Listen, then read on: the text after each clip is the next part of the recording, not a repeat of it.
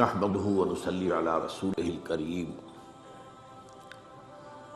اما بعد فقد قال الله تبارك وتعالى كما ورد في سورة الفتح اعوذ بالله من الشيطان الرجيم بسم الله الرحمن الرحيم سنة الله التي قد خلت من قبل ولن تجد لسنة الله تبديلا صدق الله العظيم. وعن عبد الله بن عمرو بن العاص رضي الله تعالى عنهما قال قال رسول الله صلى الله عليه وسلم ليأتين على أمتي ما أتى على بني إسرائيل حذو النعل بالنعل رواه الإمام الترمذي رحمه الله. رب اشرح لي صدري ويسر لي أمري واحلل عقدة من لساني يفقهوا قولي. اللهم ربنا ألهمنا رشدنا وأعذنا من شرور أنفسنا. اللهم أرنا الحق حقا وارزقنا اتباعه وأرنا الباطل باطلا وارزقنا اجتنابه. آمین یا رب العالمین. آپ کو یاد ہوگا کہ میں نے اپنی تالیف سابقہ اور موجودہ مسلمان امتوں کا ماضی، حال اور مستقبل کے ایک چیپٹر کی کچھ وضاحت کی تھی. آج میں اسی ضمن میں اور موضوع کو لے رہا ہوں، اور وہ ہے سابقہ امت مسلمہ اور موجودہ امت مسلمہ کے حالات میں مشابہت. یہ بات بنیادی طور پر جان لیجئے کہ اللہ نے یہ کائنات بنائی ہے تو اس کے کچھ کائناتی قوانین بھی ہیں، کونی کائناتی قوانین، اس کے تحت یہ کائنات چل رہی ہے. یہ ضرور ہے کہ ہم یہ مانتے ہیں کہ اللہ جب چاہے ان قوانین کے اندر دخل اندازی کر سکتا ہے، ان کے اندر کوئی تبدیلی کر سکتا ہے. مثلا اس نے یہ قانون بنایا کہ آگ تو جلاتی ہے، یہ اس کا کام ہے، لیکن حضرت ابراہیم کو آگ نے نہیں جلایا اللہ کے حکم سے، یا نارو کونی بردن. تو یہ اللہ کا اختیار ہے. اس کو ہم کہتے ہیں معجزات. ہمارے ہاں کچھ لوگوں نے ان معجزات کا انکار کیا. سر سید احمد خان مرحوم اس کے سر خیل تھے. اس کے بعد ہمارے ہاں منکرین حدیث کا جو فکر پھیلا ہے تو اس میں معجزات کا انکار بھی شامل ہے. وہ سمجھتے ہیں کہ قانون جو ہے طبعی وہ بالکل اٹل ہے، اس میں کوئی تبدیلی نہیں آ سکتی، کوئی اس کے اندر رکھنا نہیں آ سکتا. لیکن نہیں، ہم مانتے ہیں قوانین ہیں، انہی کے تحت کائنات چل رہی ہے، لیکن اللہ جب چاہے اس کے اندر دخل اندازی کر سکتا ہے. Divine intervention. اس کے ہاتھ بند نہیں گئے ہیں، بلکہ یہ کہ قانون بنانے کے بعد البتہ یہ ضرور ہے کہ وہ روز روز نہیں اس میں انٹرونشن کرتا. یہ شاذ واقعات ہوتے ہیں. ہمیشہ تو ایسا نہیں ہوا کہ آگ نہ جلائے. وہ تو ایک ہی واقعہ ہوا جہاں تک ہمارے علم میں ہے. ورنہ تو موحدین تھے وہ حضرت عیسیٰ کے ماننے والے، جن کو کہ کھائیوں کے اندر قتل اصحاب الاخدود النار ذات الوقود اذ ہم علیہا قعود، ان کو جو ہے جلایا ہے، آگ کی طرف جلے. اسی طرح کچھ قوانین ہیں اخلاقی، مورل لاز، وہ بھی اس دنیا کے اندر ان قوانین میں تبدیلی نہیں ہوتی. پھر وہی بات، کہیں اللہ تعالیٰ کو خاص دخل دینا چاہے اس کا اختیار ہے، لیکن اخلاقی قوانین بھی ہیں کہ جن کے تحت یہ دنیا کا نظام چل رہا ہے. اور عام طور پر قوموں کے عروج اور زوال کے اندر ان اخلاقی قوانین کا بڑا دخل ہوتا ہے. اخلاق کو زوال آتا ہے تو قوم اور تہذیب جو ہے اس کو بھی زوال آ جاتا ہے. بہتر اخلاق والے لوگ پیدا ہوتے ہیں تو قوم کو اور تہذیب کو عروج حاصل ہوتا ہے. ایک تیسرا قانون یہ ہے کہ اللہ جو اپنے نبیوں کو بھیجتا رہا ہے اور پھر ان نبیوں کے ماننے والوں پر اگر کوئی امت مشتمل ہوئی ہے تو اس کے قوانین کیا ہے، اس کے قواعد کیا ہے، یہ بھی معید ہے، یہ بھی سنت اللہ ہے. چنانچہ ہم دیکھتے ہیں کہ ایک تو وہ سلسلہ ہے جو قرآن مجید میں آتا ہے کہ ایک قانون کے تحت قوم نوح ہلاک کی گئی، قوم ہود ہلاک کی گئی، قوم صالح ہلاک کی گئی، قوم شعیب ہلاک، آل فرعون ہلاک کیے گئے. صدوم اور عامورہ کی بستیاں ہلاک کی گئی. یہ ایک ہے گویا کہ تاریخ اپنے آپ کو دہراتی رہی. اللہ نے رسول بھیجا، قوم نے رد کر دیا، اللہ نے عذاب بھیج دیا. پھر بھیجا، پھر قوم نے رد کر دیا، پھر عذاب. مختلف قوموں کا معاملہ ہوا.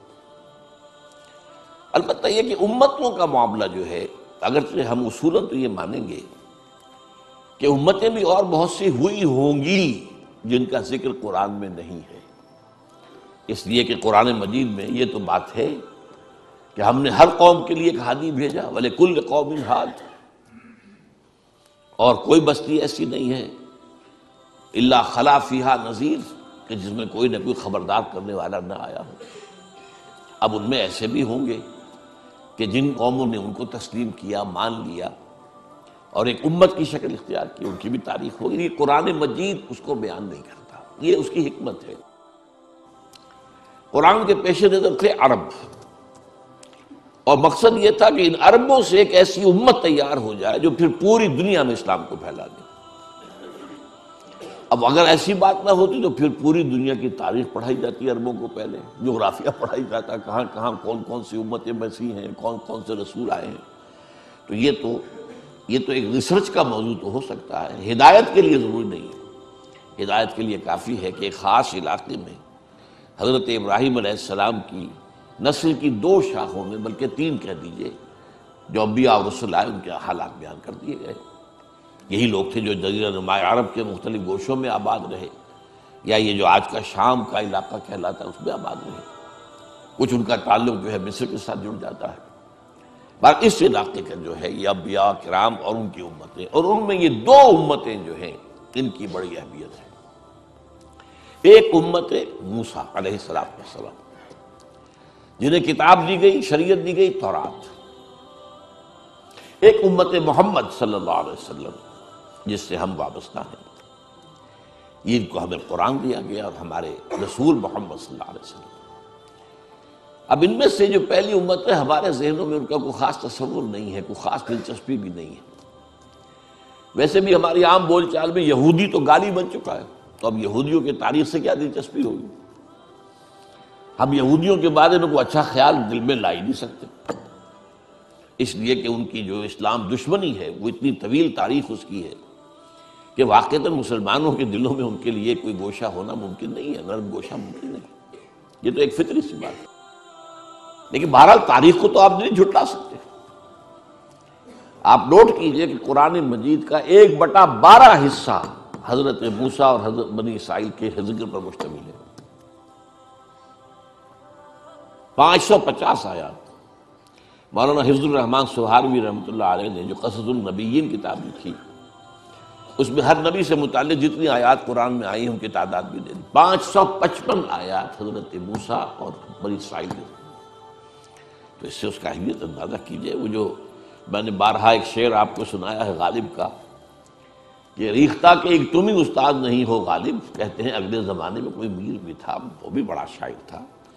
تو امت مسلمہ صرف ہم ہی نہیں ہے، ایک امت مسلمہ اور بھی تھی، بڑی عظیم تھی.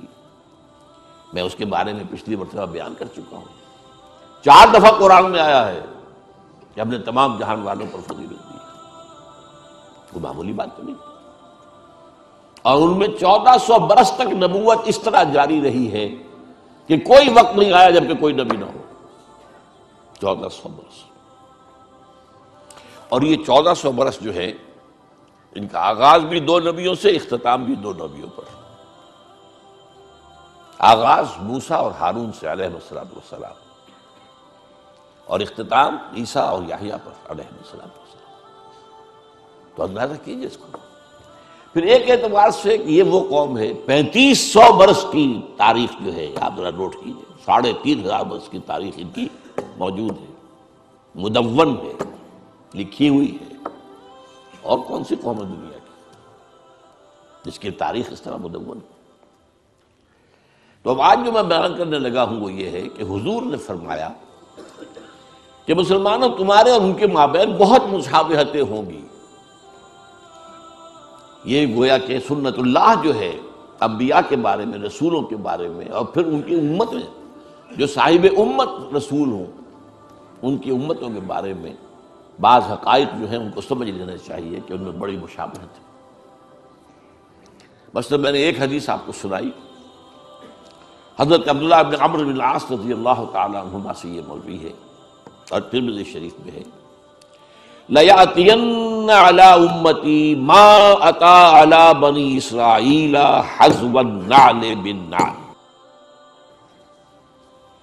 لازماً آ کر رہیں گے میری امت پر بھی وہ سب حالات جو بنی اسرائیل پر آئے، بالکل ایسے جیسے ایک جوڑے کی دو جوتیاں ایک دوسرے سے مشابہ ہوتی ہیں۔ اس میں فصاحت اور بلاغت کا بھی کمال ہے، ادبیت کا بھی کمال ہے اس حدیث میں۔ جوتوں کی مشابہت جو ہے یہ آپ ذرا غور کیجئے کہ جوتوں کو جوتے رکھے ہوئے ہیں تو ان میں پنجے کے رخ کے حساب سے فرق نظر آئے گا، تو یوں ہوں گے۔ تلوے ملا دیجئے تو بال برابر کا فرق نہیں ہوگا۔ تو ظاہر بات ہے کہ 2000 برس کا فصل ہے ان دو امتوں کے مابین، 2000 برس، تو حالات میں تو فرق و تفاوت تو ہوگا۔ اس امت کی تاریخ 1400 قبل مسیح سے شروع ہوتی ہے اور اس امت محمد کی تاریخ 600 بعد مسیح سے شروع ہوتی ہے، 1400 جمع 600 2000 سے۔ تو مشابہت ہے لیکن فرق بھی ہے، لیکن ایسا ہی ہے جیسے جوتوں کے درمیان اوپر سے دیکھو گے تو فرق نظر آئے گا رخ کے اعتبار سے، اور اگر تلوے جوڑ دو گے، ان بٹوین دی لائنز پڑھو گے تو تمہیں معلوم ہوگا حزب النعل بالنعل، جس کے لیے میں کہا کرتا ہوں کاربن کاپی جیسے ہوا کر، آج کل تو ختم ہوا کاربن پیپر وغیرہ، فوٹو اسٹیٹ اور یہ اور وہ نہ معلوم کیا کچھ ایجاد ہو گیا ہے۔ ایک زمانے میں تو کاربن پیپر ہوتا تھا، اس کے اوپر کاغذ پہ لکھ رہے ہیں، نیچے بھی اتر آیا، اب اس میں فرق تو نہیں ہو سکتا کاربن کاپی کے اندر۔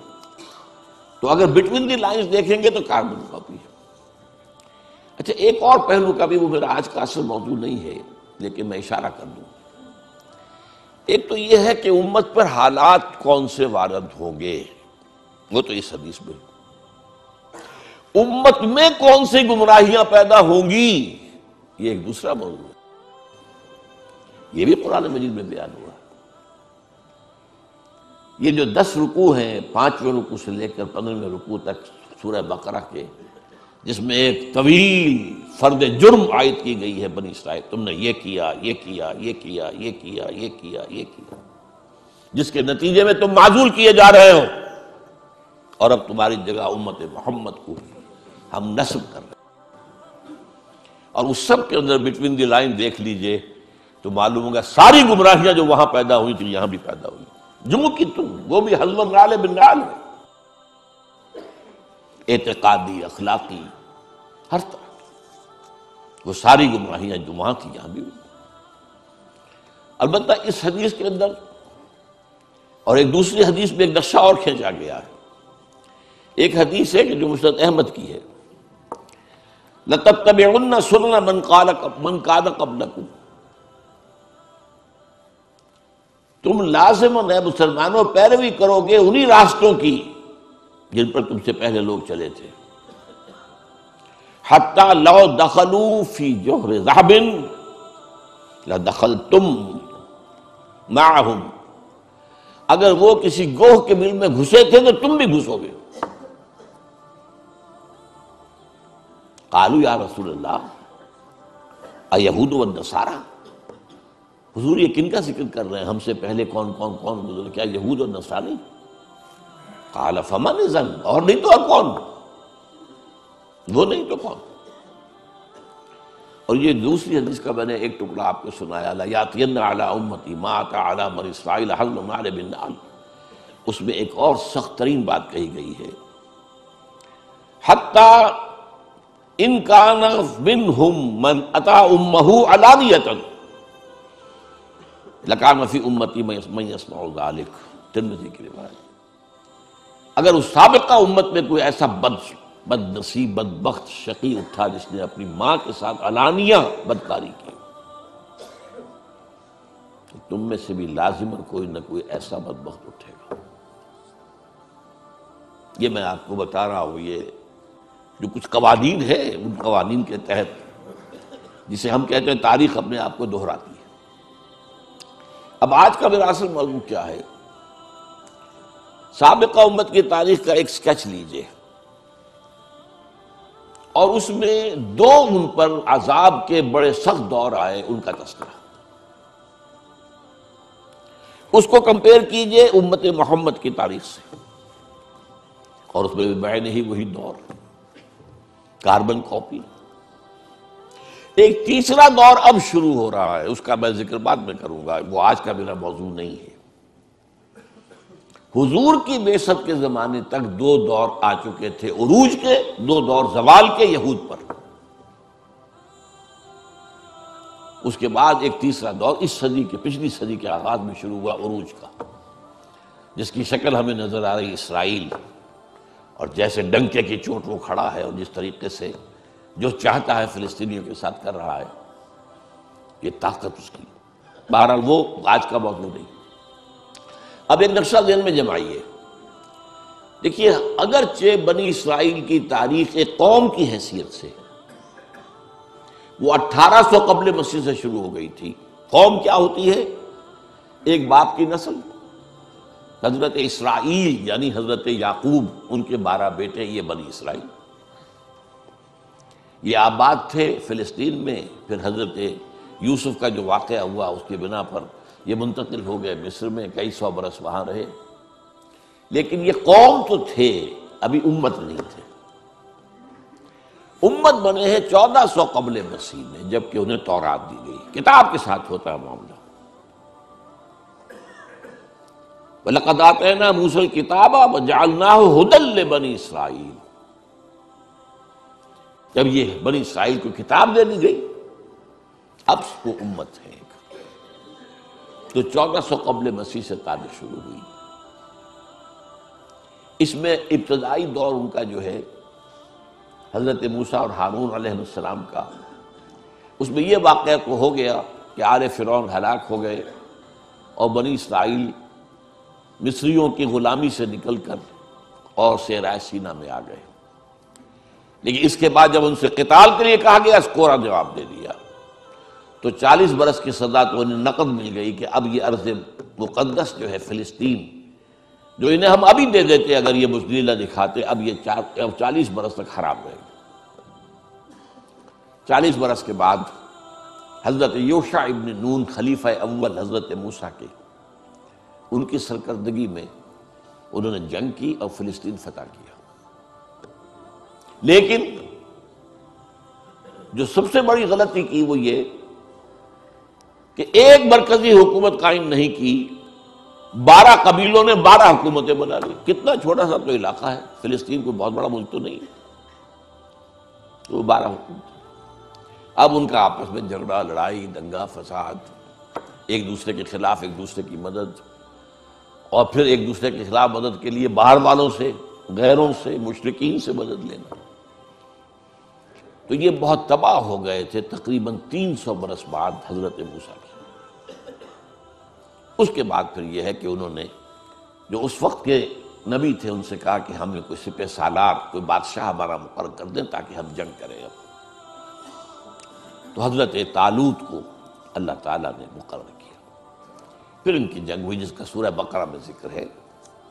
حضرت داؤد نے جالوت کو قتل کیا۔ یہاں سے ان کا خلافت راشدہ کا دور شروع ہوتا ہے، یعنی نوٹ کیجئے ہماری خلافت راشدہ حضور کے دور کے ساتھ متصل ہے، ان کی خلافت راشدہ اور ان کے دور نبوت کے درمیان 300 برس کا فاصل ہے۔ پہلا فرق نوٹ کر لیجیے۔ لیکن مشابہت کا حال کیا ہے؟ ہمارے ہاں بھی 3 خلافتیں متفق علیہ چلی، ابو بکر، عمر، عثمان، حضرت علی کی خلافت میں اختلاف ہو گیا۔ وہاں بھی 3، طالوت، داؤد، سلیمان، یہ 3 کا دور ہے، 100 برس کا، یہ ان کی خلافت راشدہ ہے۔ اس کے بعد تقسیم ہو گئی، حضرت سلیمان کے بعد اب یہ 2 سلطنتیں بن گئی۔ ایک شمالی تھی چھوٹی، اسرائیل اس کا نام تھا، سامرا اس کا دارالخلافہ۔ ایک جنوبی بڑی تھی، یہودا، یروشلم اس کا صدر مقام تھا۔ بہرحال یہ دونوں حکیمتیں کچھ دور چلی، پھر زوال اخلاقی آیا، اخلاقی زوال، اعتقادی زوال، عملی زوال، اس کے نتیجے میں اللہ کا عذاب نمبر 1۔ یہ جو دور ہے خلافت راشدہ ان کا، یہ 1000 قبل مسیح سے 900 قبل مسیح تک ہے۔ یہ الٹی گنتی چلے گی نا، ابھی قبل مسیح چل رہی ہے، ورنہ تو ہم 900 کے بعد 1000 آنا چاہیے نا، یہ 1000 پہلے آیا ہے، 900 بعد میں آیا۔ لیکن اس کے بعد 700 قبل مسیح میں اشیریوں نے حملہ کیا، وہ شمال سے آئے، سیریا کا ملک جو ہے شمال میں، سلطنت اسرائیل ختم ہو گئی، قتل ہوئے، بے شمار مارے گئے۔ لیکن یہ یہودا کی سلطنت باقی رہی۔ تقریباً 200 سال بعد 587 قبل مسیح میں یہ بھی برباد ہو۔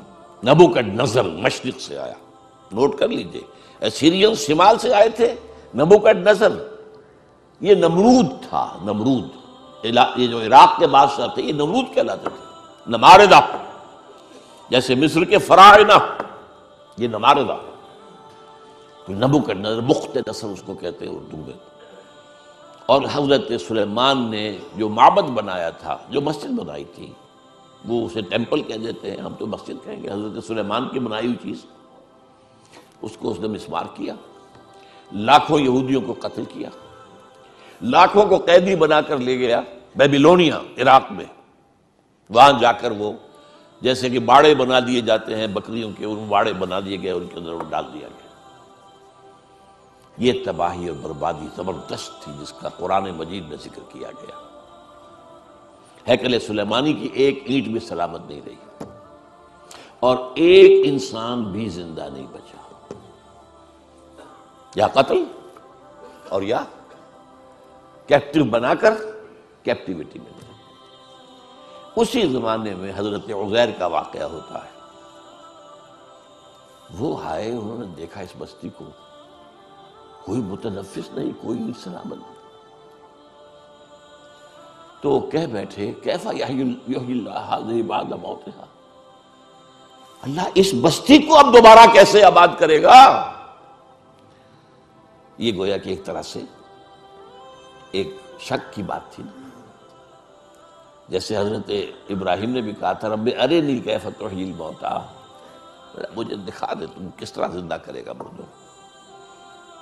اللہ نے 100 سال کے لیے انہیں سلا دیا، بلکہ موت طاری کر دی۔ اماتہ اللہ 100 عام، پھر انہیں اٹھایا۔ اس 100 سال میں انقلاب آ گیا تھا عراق میں، ایران میں ایک زبردست شہنشاہ کھڑا ہوا، سائرس کیخورس ذوالقرنین، اس نے عراق پر حملہ کیا اور ان کو اجازت دی جاؤ تم اپنے شہر کو جاؤ، اپنے ملک میں جاؤ، اور اس کے بیٹے داریس نے بہت مدد بھی کی، پیسے بھی بہت دیے، ساز و سامان بھی دیا، جاؤ آباد ہو جاؤ تم فلسطین میں۔ یہ واپس آئے۔ یہ ہے کوئی 100-150 برس کا عرصہ کیپٹیوٹی کے اندر، اسی کے دوران 100 برس حضرت عزیر، ان پر اللہ نے موت طاری کیے رکھی۔ اب وہ آپ جاگے ادھر سے، اب ان کا واپس آنا شروع ہوا، تو ان میں پھر حضرت عزیر علیہ السلام نے توبہ کی منادی کی، ریپینٹ ریپینٹ، توبہ کرو، رجوع کرو، پلٹو اللہ کی جناب میں۔ انہوں نے اس کو لبیک کہا، اس دعوت کو، تو اللہ نے ان کو پھر ایک عروج دیا۔ نوٹ کرتے جائے، پہلا عروج خلافت راشدہ ان کی، 1000 قبل مسیح سے 900 قبل مسیح تک۔ اب یہ جو زوال کا زمانہ ہے، ظاہر بات ہے قوموں کا زوال بھی 2-4 سال کی بات تو نہیں ہوتی نا، وہ تو صدیوں کا معاملہ ہوتا ہے، اوپر ابھرنے میں بھی صدیاں لگتی ہیں، گرنے میں بھی کوئی ایک دن میں تو نہیں گر جاتا۔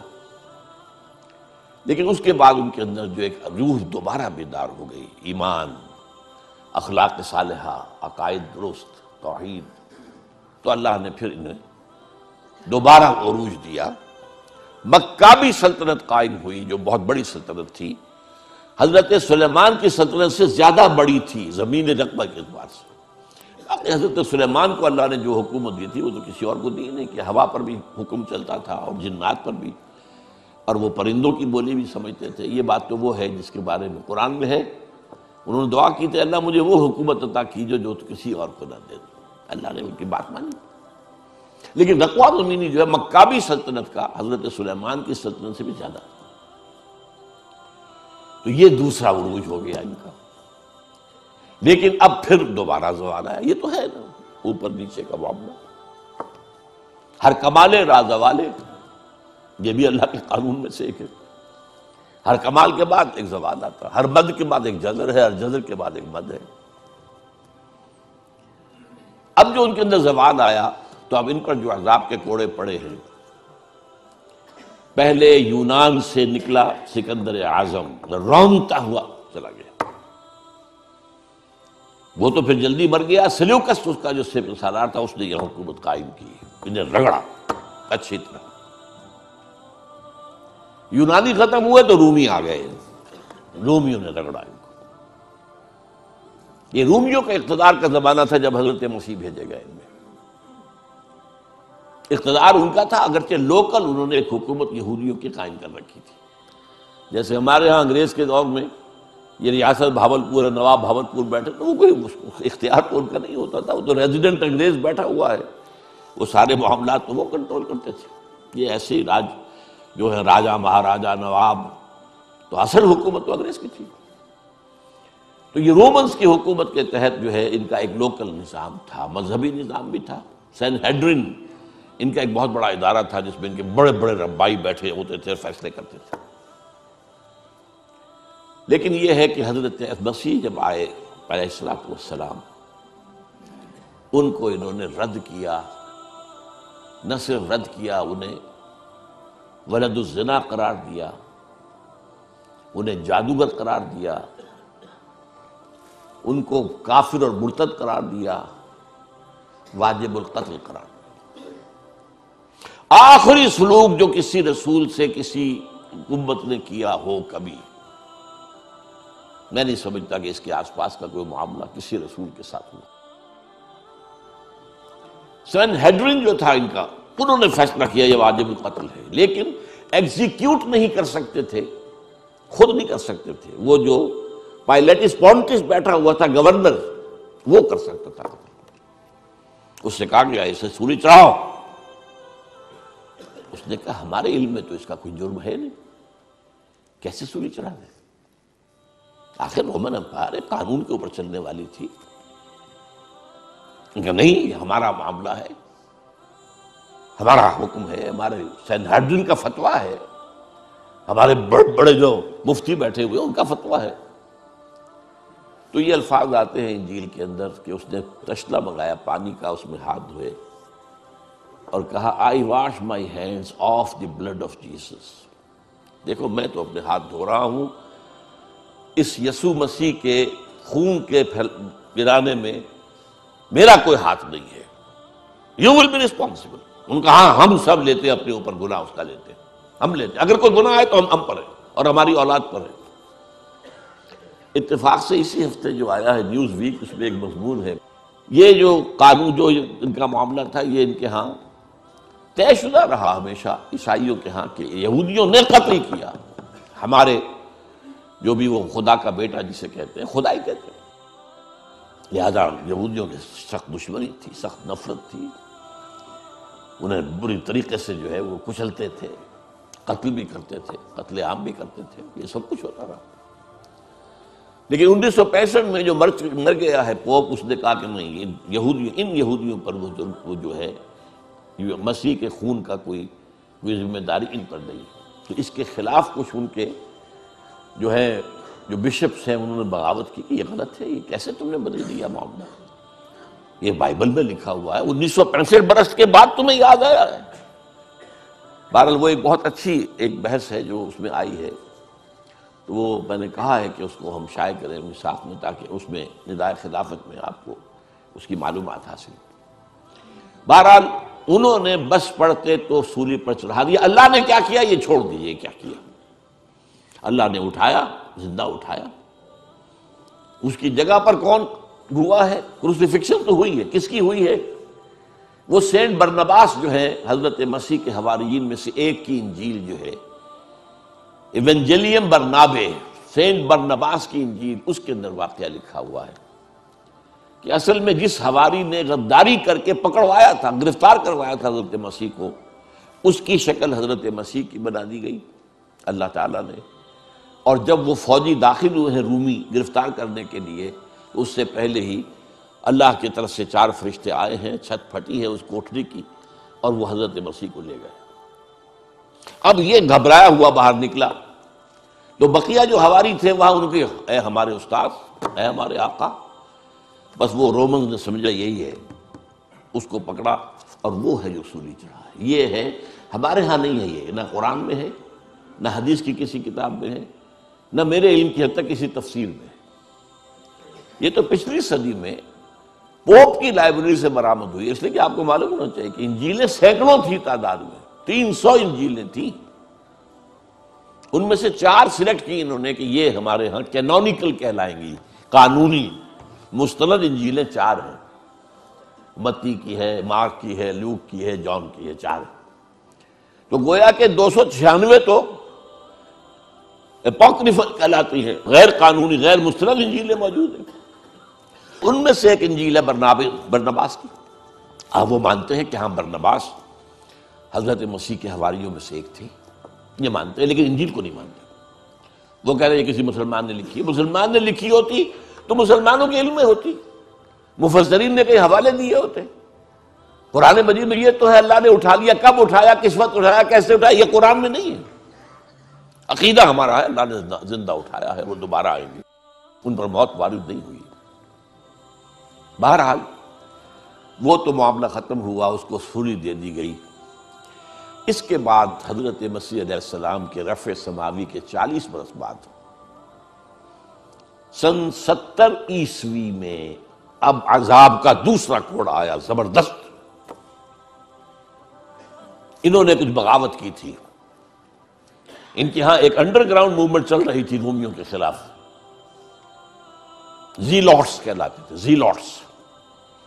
انہوں نے بغاوت کی۔ ٹائٹس رومی جنرل نے پھر جو ان کو 1,33,000 یہودی ایک دن میں قتل کیا یروشلم میں، اور انہوں نے جو دوسرا بنا لیا تھا حضرت عزیر کے بعد علیہ الصلوۃ والسلام، دوسرا جو ان کا جو ہیکل سلیمانی، سیکنڈ ٹیمپل جسے کہتے ہیں، وہ گرا دیا اور یہودیوں کو نکال دیا گیا، نکل جاؤ یہاں سے، کوئی یہودی فلسطین میں نہیں رہے گا۔ یہ کہلاتا ہے ان کا ڈایاسپورا۔ اب یہ چلے گئے، کوئی روس میں چلے گئے، کوئی سینٹرل یورپ کے ملکوں میں چلے گئے، کوئی شمالی افریقہ میں چلے گئے، ترکی میں آ کے آباد ہو گئے، ہندوستان میں آ گئے۔ کراچی میں بھی ایک مجلس ہے سینیگوگ ان کی، مسجد بنی اسرائیل، تالا لگا رہتا ہے اس میں، لیکن معلوم ہوتا ہے یہاں بھی کوئی یہودی آ گئے تھے۔ اب کوئی نہیں ہے غالباً وہاں موجود۔ ایران میں تو اب بھی ہے بہت سے، اصفہان کے اندر بڑی ان کی حیثیت ہے، کاروبار تجارت وغیرہ میں ان کا بڑا دخل ہے۔ اور وہیں سے آتا بھی حدیث میں کہ 70,000 یہودی اصفہان سے دجال کے ساتھ شریک ہوں گے۔ ترکی میں ہے، ترکی میں بڑی عمدہ حیثیت میں ہے یہ۔ لیکن بہرحال فلسطین سے ان کا نکلنا ہوا 70 عیسوی، اور یہ کب تک جاری رہا؟ یہ 1917 عیسوی تک جاری رہا۔ کتنے ہو گئے؟ 1835 30 کتنے ہو گئے؟ ان کا داخلہ وہاں بند تھا۔ ہاں، جب حضرت عمر کے ہاتھوں فتح ہوا یروشلم اور عیسائیوں نے ہینڈ اوور کیا، انہوں نے شرط لگوائی، معاہدہ جو ہوا ہے، آپ یہاں کسی یہودی کو آباد نہیں ہونے دیں گے۔ حضرت عمر نے کہا ٹھیک ہے، یہاں آباد نہیں ہونے دیں گے، لیکن ان کو یہ اجازت ہوگی کہ وہ آئیں، اپنے مقامات مقدسہ کی زیارت کریں اور چلے جائیں۔ وہ کوئی جائیداد نہیں خرید سکیں گے، کوئی مکان، کوئی کھیت، کچھ نہیں۔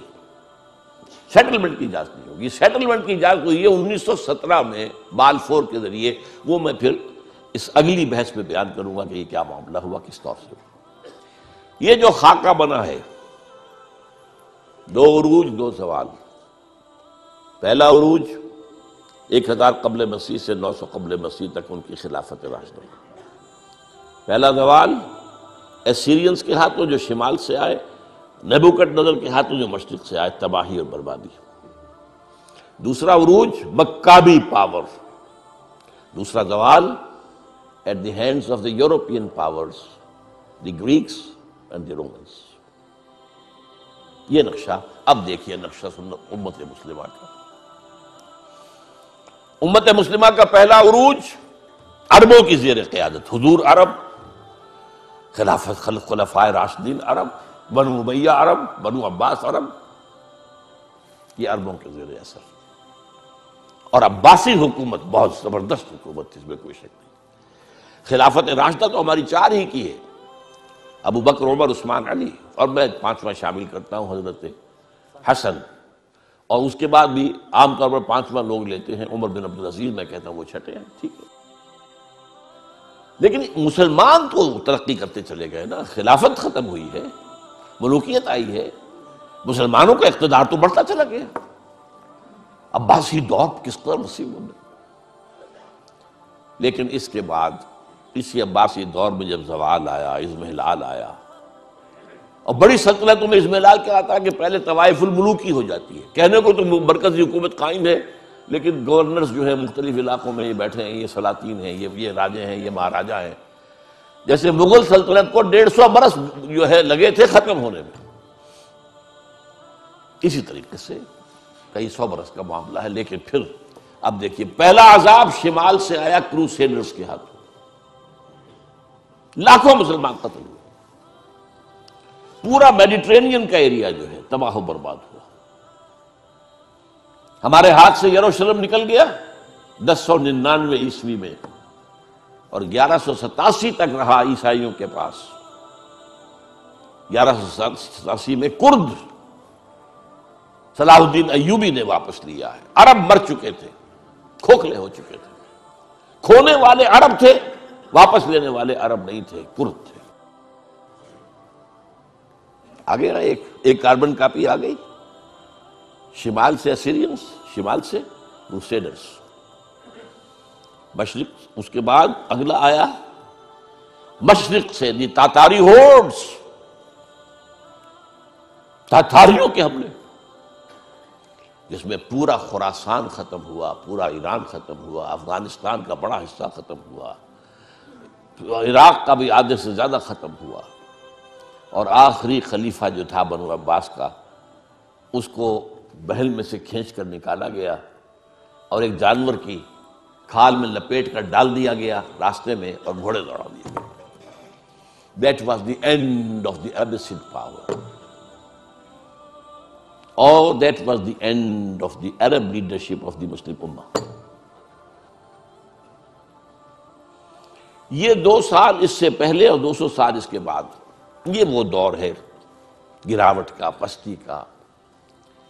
اس کے بعد اب جو وہاں ہوا تھا یہاں بھی ہوا. عجیب بات ہے، جن تاتاریوں نے کروڑوں مسلمانوں کو مارا وہ اسلام لے آئے. اب ان کے ہاتھوں، ان کے ذریعے سے امت مسلمہ، مسلمانوں کو عروج کا دوسرا دور آیا. فرق یہ ہے کہ کوئی مرکزی حکومت تو ایک قائم نہیں ہوئی،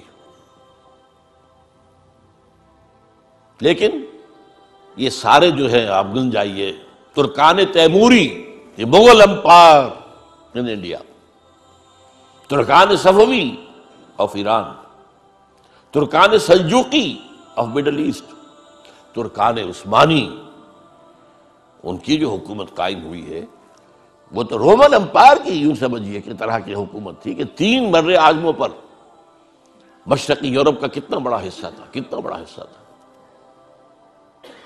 شمالی افریقہ، پورا مغربی ایشیا کا بڑا چنک یہ سلطنت عثمانیہ میں شامل تھا. یہ ہمارا دوسرا عروج کا دور ہے. لیکن پھر زوال آیا، ہر زوالے، ہر کمال زوالے، پھر گراوٹ آئی، پھر اخلاق گرے، پھر عقائد کے اندر مشرکانہ اوہام آئے، نئی سے نئی رسومات ایجاد کی گئی. اب جو زوال آیا وہاں کن کے ہاتھوں آیا تھا؟ European, Greeks and Romans. ہم پر آیا کن کے ہاتھوں؟ سب سے پہلے اسپینیئرز کے ہاتھوں. ہسپانیہ کے عیسائیوں نے مسلمان کی حکومت ختم کی وہاں پر اور تہس نہس کر دیا. 1258 میں فال آف بغداد ہوا ہے اور 1492 میں فال آف گرناڈا، سقوط غرناطہ، اور اس کے بعد 10-15 سال کے اندر اندر جہاں 800 برس تک مسلمانوں کی حکومت رہی تھی، ایک فرد بشر بھی مسلمان نہیں زندہ چھوڑا، either massacred اور burnt alive، یا جہازوں میں بھر بھر کے لے جا کر اور شمالی افریقہ کے ساحلوں پر ڈمپ، اور پھر یہاں سے طاقت کا واسکو ڈی گاما نے راستہ تلاش کیا، اور واسکو ڈی گاما کے راستے سے round the Cape of Good Hope پھر یہ مغربی یورپ کی طاقتیں آئیں، انڈونیشیا ختم ہوا، ہندوستان کی حکومت ختم ہوئی، ہوتے ہوتے 20ویں صدی کے آغاز میں آ کر پہلی جنگ عظیم کے بعد سلطنت عثمانیہ ختم ہو گئی۔ کہاں تھی کچھ پتہ نہیں۔ The great Ottoman Empire just vanished from the map of the world۔ آج کوئی بتا نہیں سکے گا کہاں ہوتی تھی۔ یہ عجیب تھی پچھلی صدی جو تھی 20ویں صدی۔ اگر آپ لوگ وقت کے ساتھ کچھ اپنا ذہنی ربط رکھتے ہو، 20ویں صدی کے اندر 2 یہ کام ہوئے ہیں۔ اس کے پہلے حصے میں سلطنت عثمانیہ نسیم منسیہ، آخری حصے میں دی گریٹ سوویت یونین نسیم منسیہ۔ اب کوئی نہیں بتا سکتا سوویت یونین کہاں ہوتی تھی، نئے نقشوں میں کون بتا سکے گا؟ تو یہ 2 بڑے بڑے جو ہیں ختم ہوئے ہیں ایک صدی کے اندر۔ یہ ہے اصل میں لَيَأْتِيَنَّ عَلَىٰ أُمَّتِي مَا أَتَىٰ عَلَىٰ بَنِي إِسْرَائِيلَ حَسْبَ النَّعْلِ بِالنَّعْلِ۔ میری امت پر بھی وہ تمام حالات وارد ہو کر رہیں گے جو بنی اسرائیل پر ہوئے تھے، بالکل ایسے جیسے ایک جوڑے کی ایک جوتی دوسری جوتی سے مشابہ ہوتی ہے، کاربن کاپی۔ یہ ہے 2 امتوں کا معاملہ۔ یہ تھوڑی سی جو گفتگو میری ہے اس کتاب میں میں نے اس کو ذرا، اب اگر آپ اس کو پڑھیں گے تو آپ کے ذہن نشین ہوتی جائے گی ہر چیز، وہ نقشہ آپ کے ذہن میں بن جائے گا۔ یہ 3000 برس کی تاریخ بنی اسرائیل کی، کیونکہ میں نے جو کہا تھا 3400 یا 3500 برس، وہ شروع کی ان کی قومی تاریخ بھی شامل کی تھی، ورنہ یہ کہ 2000 برس ان کے ہیں امت کی حیثیت سے حضور کی آمد تک، 2000 سال، 1400 قبل مسیح سے 600 بعد مسیح۔ بہرحال حضور کے وقت تک یہ 4 ادوار ان پر آ چکے تھے۔ اس کے بعد جو ایک دور آیا ہے، اور مسلمانوں پر بھی اس کا ایک جو ہے کاربن کاپی اس کی آ رہی ہے۔ اقول قولی ھذا واستغفر اللہ لی ولکم ولسائر المسلمین والمسلمات۔